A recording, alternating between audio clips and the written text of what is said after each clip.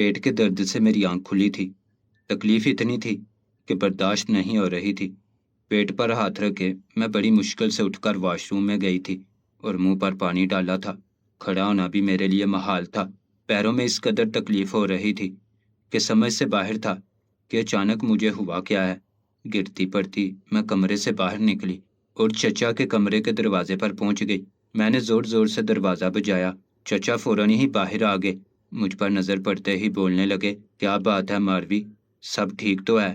میں نے روتے ہوئے چچا کو بتایا کہ میری طبیعت ٹھیک نہیں ہے، نہ جانے کیوں میرے پیٹ کے نچلے حصے میں بہت تکلیف ہو رہی ہے۔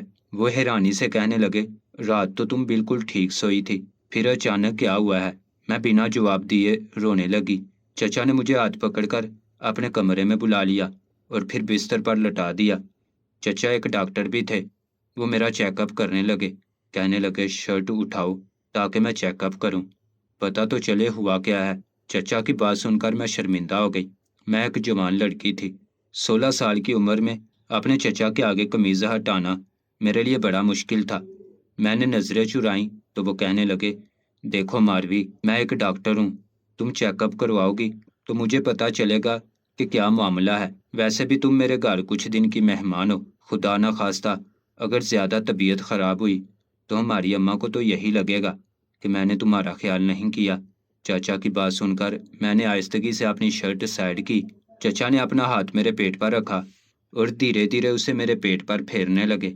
میں سانس روک کے اس عمل کو برداشت کر رہی تھی اور بہت شرمندگی بھی محسوس کر رہی تھی۔ اگر چچی گھر پر ہوتی تو یہ نوبت ہی نہ آتی، کیونکہ چچی بھی ایک ڈاکٹر تھیں، لیکن چچا کیونکہ ایک آدمی تھے اس لیے مجھے بہت زیادہ عجیب محسوس ہو رہا تھا۔ چچا کہنے لگے، پریشان نہ ہو، کوئی مسئلے والی بات نہیں ہے۔ انہوں نے دھیرے سے مجھے بستر سے اٹھا کر بٹھایا اور کس کر اپنے گلے سے لگا لیا اور پھر میرے کان میں ایک ایسی بات کہی کہ میرے قدموں تلے سے زمین نکل گئی۔ اس رات چچا نے میرے ساتھ، میرا نام ماروی ہے، میں نے پنجاب کے ایک بہت خوبصورت گاؤں میں آنکھ کھولی تھی۔ میں نے ارد گرد ہمیشہ بہت مخلص لوگوں کا ساتھ پایا، ہر کوئی بہت محبت کرنے والا تھا۔ میرے ماں باپ بھی گاؤں کے سیدھے سادے لوگ تھے۔ میری زندگی بہت ہی خوبصورت تھی۔ میں نے 5ویں تک تعلیم حاصل کی تو اس سے آگے ہمارے گاؤں میں سکول نہیں تھا۔ دوسرے گاؤں میں سیکنڈری سکول تھا۔ میرے ابا نے اچھی تعلیم کے لیے مجھے دوسرے گاؤں بھیجنا شروع کر دیا۔ گاؤں کی بہت کم لڑکیاں ہی پڑھائی کے لیے دوسرے گاؤں جاتی تھیں۔ ہمارے گاؤں میں لڑکیوں کے پڑھنے کا زیادہ رواج نہیں تھا، لیکن میرے ابا چاہتے تھے کہ میں پڑھ لکھ کر کسی قابل بنوں، ڈاکٹر بنوں اور اپنے گاؤں کی خدمت کروں۔ میری اماں بہت عرصے سے بیماریوں سے لڑ رہی تھی اور اچھا ڈاکٹر نہ ملنے کی وجہ سے اماں بہت پریشان تھی۔ اس لیے ابا کے کہنے پر میں نے دل لگا کر پڑھائی شروع کر دی تھی۔ پھر ایک دن جب میں اسکول سے واپس لوٹی تو ہمارے گھر کے باہر ایک بڑی سی گاڑی کھڑی تھی۔ گاؤں کے بچے اس گاڑی کے ارد گرد جمع تھے اور خوب شور شرابہ کر رہے تھے۔ میں حیران ہوئی کہ یہ اتنی بڑی گاڑی کس کی ہے۔ گاؤں میں تو گاڑی صرف وڈیرے صاحب کے پاس تھی، باقی سب لوگ تو موٹر سائیکل یا پیدل ہی سفر کرتے تھے۔ اور پھر اس سے بھی زیادہ حیرت کی بات یہ تھی کہ یہ گاڑی بالکل ہمارے گھر کے سامنے کھڑی تھی، یعنی اس گاڑی میں جو کوئی بھی آیا تھا وہ ہمارے گھر ہی آیا تھا۔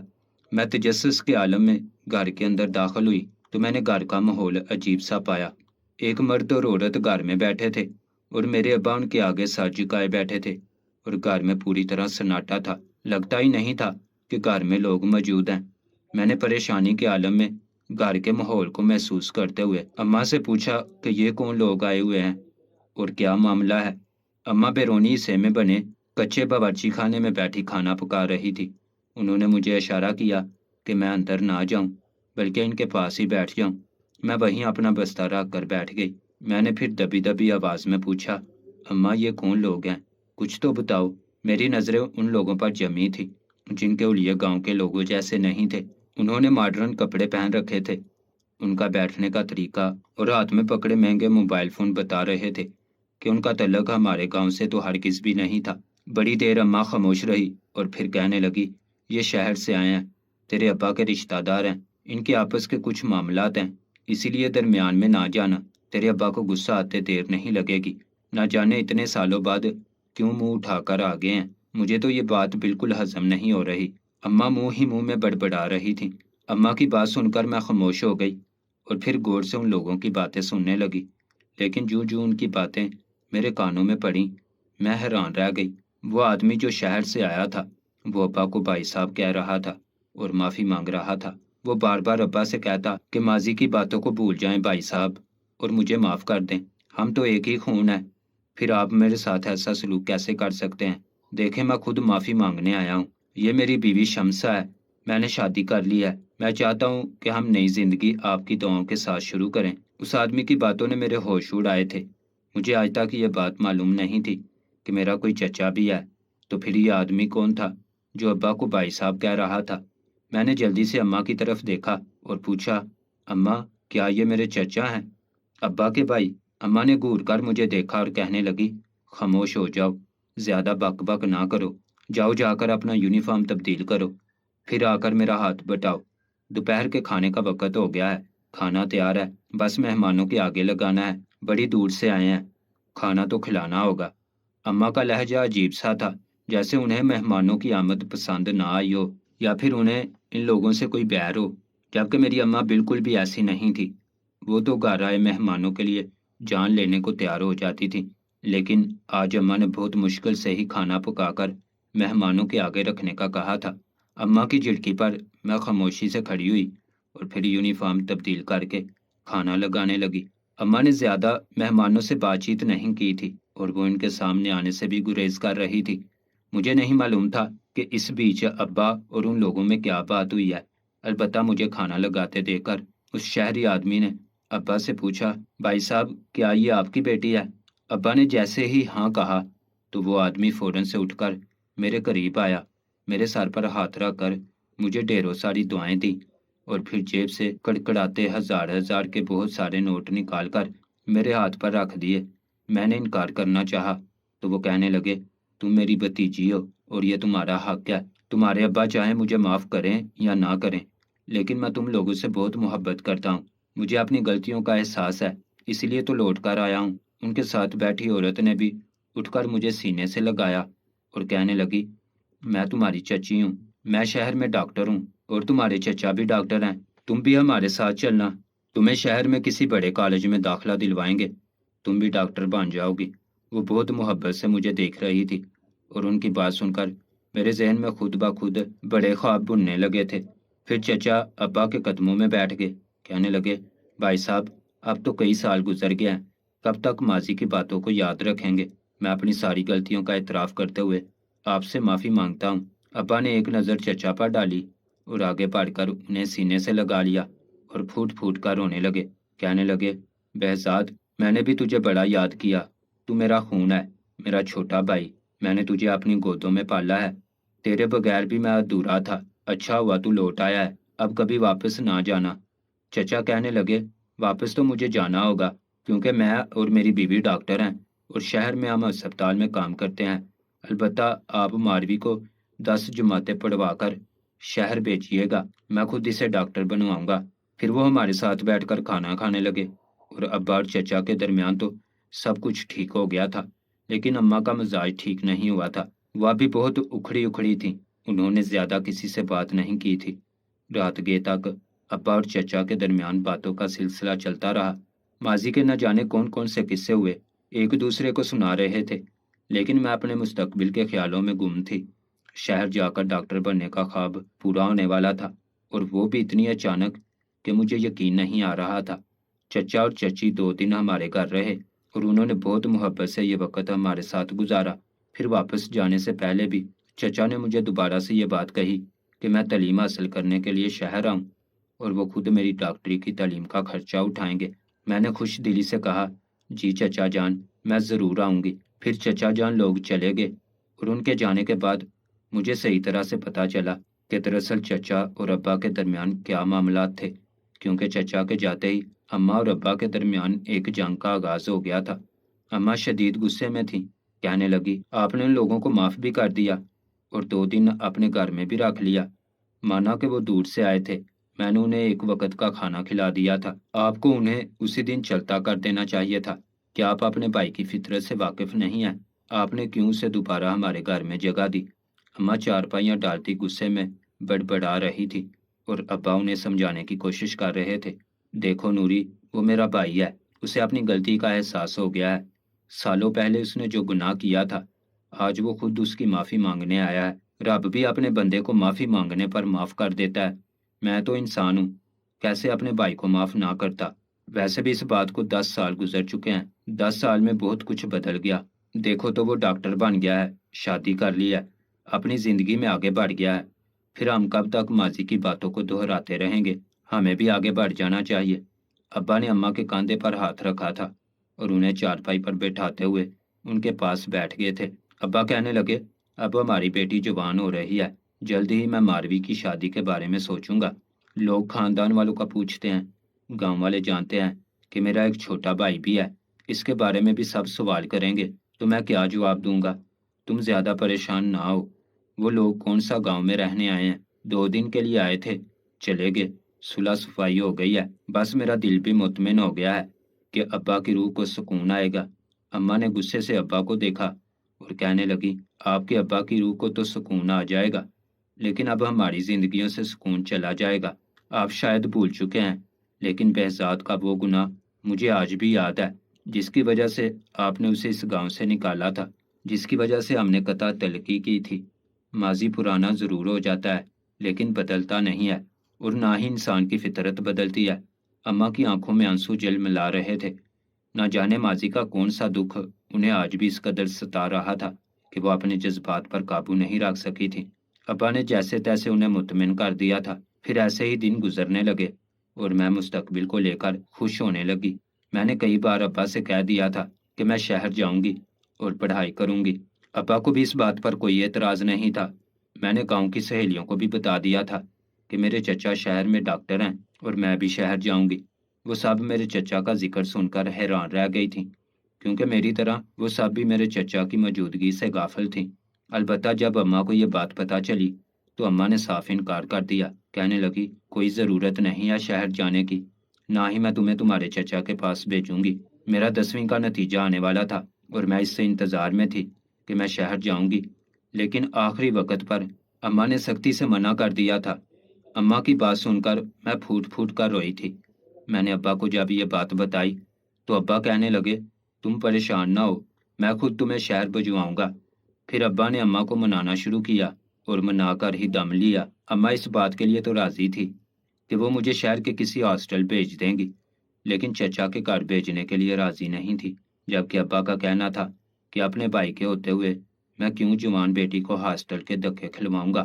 دونوں کے درمیان جھگڑا چلتا رہا تھا اور بالآخر جیت ابا کی ہوئی تھی۔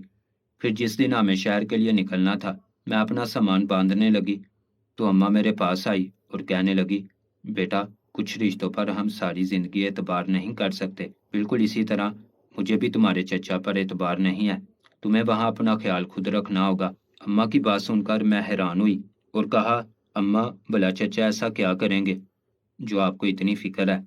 اماں نے ایک سرد آہ بھری کہنے لگی، بس کچھ ناسور انسان کے دل میں پلتے ہیں جو زبان پر نہیں لائے جا سکتے۔ تمہارے چچا کا گناہ میں اپنی زبان پر نہیں لانا چاہتی، البتہ مجھے تمہارے مستقبل کی بہت فکر ہے۔ میری بچی، تم اپنا بہت خیال رکھنا۔ اماں نے مجھے سینے سے لگا کر آنسو بہائے تھے اور میں نے اماں سے وعدہ کیا تھا کہ میں اپنا بہت خیال رکھوں گی۔ اور پھر ابا خود مجھے لے کر شہر پہنچے تھے اور ہم سیدھے چچا کے گھر گئے تو چچی نے ہمارا خوش دلی سے استقبال کیا۔ ہم تقریباً 1 سال بعد دوبارہ ایک دوسرے کے آمنے سامنے تھے۔ چچا کی خوشی کی تو انتہا ہی نہیں تھی۔ وہ ابا کو دیکھ کر فوراً سینے سے لگا کر رونے لگے اور پھر ابا کو کھانا کھلایا۔ ابا کھانا کھا کر واپس گاؤں کے لیے روانہ ہو گئے۔ ابا نے مجھے چچا چچی کے حوالے کر دیا تھا۔ میرا ایڈمیشن کروانا اور مجھے آگے پڑھانا چچا کے حوالے تھا۔ چچا نے بھی خوش دلی سے اس ذمہ داری کو قبول کیا تھا۔ چچی بھی ایک پڑھی لکھی سلجھی ہوئی عورت تھی۔ انہوں نے مجھے بہت محبت سے اپنے گھر میں جگہ دی تھی اور میری نئی زندگی کا آغاز ہوا تھا۔ شہری ماحول گاؤں سے بالکل مختلف تھا، اسی لیے مجھے یہاں ایڈجسٹ ہونے میں کافی وقت لگا تھا، لیکن چچا چچی نے مجھے بہت سہارا دیا تھا۔ میں ہر دوسرے دن اپنے گھر فون کر کے بات کرتی تھی۔ دھیرے دھیرے میرے ماں باپ کو بھی تسلی ہو گئی تھی کہ میں شہر میں بالکل محفوظ ہوں۔ میرا کالج میں ایڈمیشن بھی ہو گیا تھا اور سب کچھ ٹھیک ٹھاک تھا۔ میں صبح اٹھتی تو چچا مجھے کالج چھوڑ دیتے اور واپسی پر بھی خود ہی لے لیتے۔ چچی ایک گورنمنٹ ہاسپٹل میں جاب کرتی تھی اور اس کے بعد ان کا اپنا پرائیویٹ کلینک بھی تھا، جبکہ چچا صرف شام کا پرائیویٹ کلینک کرتے تھے، اس لیے وہ دن کا زیادہ حصہ گھر پر ہی ہوتے تھے۔ کچھ مہینے تو سب کچھ ٹھیک رہا، پھر مجھے عجیب احساس ہونے لگا۔ ایسا لگتا جیسے چچا بڑی گہری نظروں سے مجھے دیکھتے ہوں۔ بار بار کسی نہ کسی بہانے سے وہ میرے کمرے میں چلے آتے اور میرے بہت قریب بیٹھ جایا کرتے۔ کئی بار پڑھاتے پڑھاتے وہ مجھے چھوتے۔ یہ سب کچھ مجھے بہت عجیب سا لگنے لگا تھا، لیکن میں خاموش تھی، کیونکہ کبھی کبھی مجھے ایسا محسوس ہوتا تھا جیسے ماما کی باتوں کی وجہ سے زیادہ سوچ رہی ہوں۔ پھر چچی کی اسپتال میں نائٹ شفٹیں شروع ہوئی تو سارا وقت رات کو بھی وہ گھر پر نہ ہوتی، شام میں پرائیویٹ کلینک کرتی اور دن کا جو حصہ گھر پر گزارتی اس میں وہ اپنے کمرے میں بند سوتی رہتی۔ گھر میں کام کاج کے لیے ملازمہ بھی تھی، اس لیے زیادہ پریشانی نہیں تھی، لیکن ایک رات جب چچی گھر پر نہیں تھی، میرے پیٹ میں شدید درد اٹھنے لگا اور مجبوری میں چچا کے کمرے میں چلی گئی۔ چچا نے چیک اپ کے نام پر میری شرٹ ہٹا کر میرا پیٹ چیک کیا اور پھر اس کے بعد مجھے اٹھا کر سینے سے لگایا۔ میرے کان میں دھیرے سے ایسی بات کہی جسے سن کر میرے ہوش ٹھکانے آ گئے۔ وہ کہنے لگے، ماروی، مبارک ہو، تم امید سے ہو اور جلد ہی ماں بننے والی ہو۔ یہ سننا تھا کہ میرے رونگٹے کھڑے ہو گئے۔ میں نے بڑی مشکل سے خود کو چچا کی گرفت سے آزاد کروایا اور لڑکھڑاتے لہجے میں پوچھا، یہ آپ کیا کہہ رہے ہیں؟ میں حاملہ کیسے ہو سکتی ہوں؟ میں نے کوئی غلط کام نہیں کیا، آپ نے شاید صحیح سے چیک اپ نہیں کیا۔ چچا مسکرا کر کہنے لگے، میں نے صحیح سے چیک اپ کیا ہے۔ اپنا ہاتھ میرے پیٹ پر رکھتے ہوئے کہنے لگے، دیکھو میں تو بہت تجربے کار ڈاکٹر ہوں، ہاتھ رکھ کر بتا سکتا ہوں، پھر بھی تمہیں یقین نہیں تو الٹرا ساؤنڈ کروا لو۔ میں نے چچا سے کہا کہ میں نے کوئی گناہ نہیں کیا ہے۔ وہ کہنے لگے کہ یہ تو مجھے نہیں پتا، البتہ تم ماں ضرور بننے والی ہو۔ ان کے چہرے پر شاطرانہ مسکراہٹ تھی اور مجھے اب بھی یقین نہیں آ رہا تھا کہ وہ جو کچھ کہہ رہے ہیں وہ سچ ہے۔ میں گھبرا کر کھڑی ہوئی اور کہا کہ آپ جھوٹ کہہ رہے ہیں، یہ کسی طرح ممکن نہیں ہے۔ اس سے پہلے کہ میں مزید کچھ کہتی، چچی چلی آئی تھی، کیونکہ صبح ہو چکی تھی۔ 6 بجے کے قریب چچی گھر پہنچ جایا کرتی تھی۔ اپنے کمرے میں مجھے دیکھ کر وہ حیران ہوئی، پھر مجھ سے پوچھنے لگی کہ سب خیریت تو ہے۔ میں نے روتے ہوئے انہیں بتا دیا کہ میرے پیٹ میں درد تھا اور چچا کہہ رہے ہیں میں حاملہ ہوں۔ چچی نے میرے سر پر ہاتھ رکھا اور کہنے لگی، فکر نہ کرو، کچھ وقت کی بات ہے، پھر سب کچھ ٹھیک ہو جائے گا۔ چچی کی بات سن کر میں نے حیرت سے انہیں دیکھا۔ ان کے چہرے پر بالکل اطمینان تھا، جیسے کوئی بڑی بات نہ ہوئی ہو۔ میں پریشانی کے عالم میں کبھی چچا کو تو کبھی چچی کو دیکھ رہی تھی۔ پھر چچی نے میرا ہاتھ پکڑ کر مجھے بٹھایا اور کہنے لگی، تم حاملہ ہو اور یہ بات سچ ہے، لیکن فکر کی کوئی بات نہیں ہے، تمہیں تو یہی شہر میں ہمارے پاس رہنا ہے۔ 9 مہینے بعد بچہ پیدا ہوگا تو اسے ہم رکھ لیں گے، تمہیں کوئی پریشانی نہیں ہوگی۔ میں گھبرا گئی۔ میں نے کہا، چچی میں حاملہ کیسے ہو سکتی ہوں؟ میں بچہ کیوں پیدا کروں گی؟ میں نے تو کچھ غلط نہیں کیا۔ وہ مسکرائیں اور کہنے لگی، نہیں، کسی نے کچھ غلط نہیں کیا، بس یوں سمجھ لو کہ ہمیں بچے کی ضرورت تھی اور ہم نے وہ بچہ تم سے حاصل کرنا ہے۔ تم ہمارے بچے کی ماں بننے والی ہو۔ یہ بچہ میرا اور تمہارے چچا کا ہے۔ میں ڈاکٹر ہونے کے باوجود اپنی بیماری کا علاج نہیں کر سکی۔ میری بچہ دانی بہت کمزور ہے، حمل ٹھہرتا ہی نہیں، کتنے ہی بچے ضائع ہو چکے، اسی لیے ہم نے اپنے حمل کو تمہارے پیٹ میں منتقل کر دیا ہے۔ اب یہ بچہ تمہارے اندر پروان چڑھے گا اور پھر جب یہ پیدا ہو جائے گا تو ہم اسے واپس لے لیں گے، کیونکہ اس کے اصل ماں باپ ہم ہی ہیں۔ ہم چاہتے تو کسی اور کو بھی اس کام کے لیے ہائر کر سکتے تھے، لیکن تم ہماری اپنی ہو، ہمارے ساتھ غداری نہیں کرو گی۔ ہم تمہیں اپنے گھر میں رکھ کر تمہارا اچھی طرح خیال رکھ سکیں گے، اس لیے ہم نے اس کام کے لیے تمہیں منتخب کیا۔ چچی کی بات سن کر میں رونے لگی اور کہا کہ میں تو باقرہ ہوں، پاک دامن ہوں، لیکن کون اس بات پر یقین کرے گا؟ آپ نے مجھ پر یہ ستم کیوں کیا؟ کم سے کم مجھ سے ایک بار پوچھ تو لیتی۔ گاؤں میں تو عزت کے نام پر جان دے دی جاتی ہے اور آپ نے تو میری ہی عزت کی دھجیاں بکھیر دی ہیں۔ کون یقین کرے گا کہ میں نے کوئی گناہ نہیں کیا؟ چچی کہنے لگی کہ تمہیں گاؤں جانے کی کیا ضرورت ہے، جب تک بچہ نہیں ہو جاتا تم یہیں رہو۔ یہ کہہ کر وہ فریش ہونے کے لیے واش روم میں چلی گئی، جبکہ چچا میری طرف دیکھتے ہوئے کہنے لگے، تمہارے باپ کو اپنی عزت پر بڑا گھمنڈ تھا، خود کو بہت عزت دار سمجھتا تھا۔ سوچو اب اگر گاؤں والوں کو پتہ چلے گا کہ تم حاملہ ہو تو تمہاری عزت کی کیسی دھجیاں اڑیں گی، تمہارے باپ کی عزت کیسے خاک میں ملے گی؟ ہمیں اولاد بھی مل جائے گی اور میرا بدلہ بھی پورا ہو جائے گا۔ سالوں پہلے جس طرح تمہارے باپ نے مجھے ذلیل کیا تھا، بالکل اسی طرح تمہیں حاملہ حالت میں گاؤں لے جا کر میں انہیں ذلیل کر سکتا ہوں۔ ایک تیر سے میں نے 2 شکار کیے ہیں۔ چچا کی بات سن کر میں کانپ اٹھی۔ میں نے چچا کی شکل دیکھی تو انہوں نے مجھے وہ کہانی سنائی جو میری ماں نے مجھے نہیں سنائی تھی۔ بدلے کی جو آگ چچا کے اندر جل رہی تھی اسے میری ماں اچھی طرح سمجھ رہی تھی، لیکن میرا باپ نہیں سمجھ سکا تھا۔ چچا مجھے یہاں انتقام کی نیت سے ہی لائے تھے اور پھر ساتھ ہی انہوں نے مجھ سے اپنا بچہ حاصل بھی کر لیا تھا۔ میں روتے دھوتے واپس اپنے کمرے میں آ گئی تھی۔ سمجھ نہیں آ رہا تھا کیا کروں، اس پریشانی کے بارے میں کس سے بات کروں، کیونکہ گھر میں جو 2 لوگ تھے وہ دونوں ہی میرے خلاف تھے۔ ان دونوں نے مل کر یہ سازش رچی تھی۔ اپنا بچہ حاصل کرنے کے لیے انہوں نے میری پوری زندگی کو برباد کر دیا تھا۔ میرے پاس نہ ہی فون تھا کہ میں اپنے گھر والوں سے رابطہ کرتی، اور نہ ہی کوئی ایسا طریقہ کہ جس سے میں اپنے بچے سے جان چھڑاتی۔ میں نے جائے نماز بچھائی اور رو رو کر خدا سے دعا مانگنے لگی کہ کسی طرح میری مدد کر دے۔ میری دعا قبول ہوئی اور اگلی ہی شام میرے ماں باپ دونوں چچا کے گھر چلے آئے۔ اماں کی طبیعت بے حد خراب تھی اور اسی لیے ابا انہیں علاج کے لیے شہر لائے تھے۔ انہیں دیکھ کر چچا کے چہرے کا رنگ اڑ گیا۔ میں بھاگ کر اپنی ماں کے گلے لگی اور رونے لگی، اور پھر میں نے اپنے ماں باپ کو ساری بات بتا دی۔ میری ماں تو سکتے میں آ گئی تھی، جبکہ میرے ابا کا حال بہت ہی برا تھا۔ انہیں یقین ہی نہیں آیا تھا کہ چچا نے میرے ساتھ ایسا کھیل کھیلا ہے۔ جبکہ چچا خاموشی سے کھڑے تھے، ابا نے انہیں گریبان سے پکڑ لیا اور کہا کہ تم نے میری بیٹی کے ساتھ یہ سب کچھ کیوں کیا؟ میں نے تمہیں معاف کیا، تم پر اعتبار کیا، اپنی جوان بیٹی کو تمہارے حوالے کیا، تم نے ہماری ہی عزت کو خاک میں ملا دیا۔ چچا غصے میں کہنے لگے، سالوں پہلے آپ نے بھی مجھے بہت بے عزت کر کے گاؤں سے نکالا تھا۔ آپ خود کو بہت عزت دار سمجھتے تھے نا، اسی لیے میں نے آپ کی ہی بیٹی کو استعمال کیا۔ اب آپ کیسے خود کو عزت دار ثابت کریں گے؟ کیسے گاؤں والوں کو بتائیں گے کہ آپ کی بیٹی پاک دامن ہے؟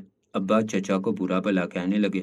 دونوں میں ہاتھا پائی شروع ہوئی تو اماں اور چچی نے مل کر بڑی مشکل سے دونوں کو روکا، اور پھر اماں مجھے اور ابا کو لے کر چچا کے گھر سے نکل گئی۔ چچا اپنا بچہ لینے کے لیے پاگل ہو رہے تھے، کیونکہ میری کوکھ میں ان کا بچہ تھا، لیکن اماں ابا کو ان کی کوئی پرواہ نہیں تھی۔ ہم ایک ہوٹل پہنچ گئے تھے۔ اماں اپنی دکھ بیماری بھول گئی تھی، بس وہ اس بچے سے کسی طرح میری جان چھڑانا چاہتی تھی۔ اماں کو بہت سی ایسی چیزوں کا علم تھا جس سے بچہ آسانی سے ضائع ہو سکتا تھا، کیونکہ گاؤں میں ایسے ہی طریقے آزمائے جاتے تھے۔ اس لیے اماں نے مجھے ڈھیر سارا پپیتا کھلایا، اور پھر واقعی اگلے دن میرا بچہ ضائع ہو گیا۔ اماں نے اپنا چیک اپ کروایا، ساتھ ہی ڈاکٹر کو میرے مسئلے کے بارے میں بھی بتایا۔ ڈاکٹر نے مجھے بھی کچھ دعائیں دے دی اور ہم گاؤں کے لیے واپس نکل گئے۔ اور پھر گاؤں پہنچ کر اماں نے مجھے ماضی کی وہ باتیں بتائیں جس کی وجہ سے اماں چچا پر اعتبار نہیں کرنا چاہتی تھی۔ چچا بہت ہی زیادہ بد کردار آدمی تھے، گاؤں کی عورتوں پر بری نظر رکھتے تھے، لڑکیوں کو چھیڑتے تھے، یہاں تک کہ دادا کے انتقال کے بعد سے انہوں نے زمین کو لے کر بھی بہت جھگڑے شروع کر دیے تھے۔ اپنے حصے کی زمینیں بیچ کر انہوں نے اپنی عیاشی میں اڑا دی تھی، اور جب ان کے ہاتھ کچھ نہ رہا تو وہ ابا کی زمینوں پر نظر رکھنے لگے تھے۔ اور پھر ایک دن انہوں نے تنہائی میں اماں کے ساتھ بھی کچھ غلط کرنے کی کوشش کی تھی، جس کی وجہ سے ابا نے انہیں گھر سے نکال دیا تھا۔ اماں اس بات کو بھولنے کو تیار نہیں تھی، لیکن ابا کا خون جوش مار رہا تھا اور ابا نے ماضی کو بلا دیا تھا۔ لیکن چچا اپنی فطرت سے نہیں ہٹے تھے۔ وہ ڈاکٹر تو بن گئے تھے، لیکن ان کے اندر کا بد کردار انسان اب بھی زندہ تھا، اور اسی وجہ سے انہوں نے اپنا اور اپنی بیوی کا بچہ میرے پیٹ میں ڈالا تھا۔ اسے سرو گیسی کہا جاتا ہے، لیکن میری نظر میں یہ ایک ناجائز عمل تھا۔ چچا نے انتقام کی آگ میں جل کر ایک ایسا کھیل کھیلا تھا جس کی وجہ سے میری زندگی بربادی کے دہانے پر پہنچ گئی تھی۔ وہ تو خدا کا شکر تھا کہ صحیح وقت پر میرے ماں باپ آ گئے تھے، لیکن اس کھیل میں نقصان صرف میرا ہی نہیں ہوا تھا، بلکہ میرے چچا اور چچی کا بچہ بھی ضائع ہو گیا تھا۔ میں ایک بار آپ سب سے یہی کہوں گی کہ جوان لڑکیوں کے معاملے میں آنکھیں بند کر کے کسی پر اعتبار نہ کریں، چاہے وہ کتنا ہی سگا رشتہ کیوں نہ ہو۔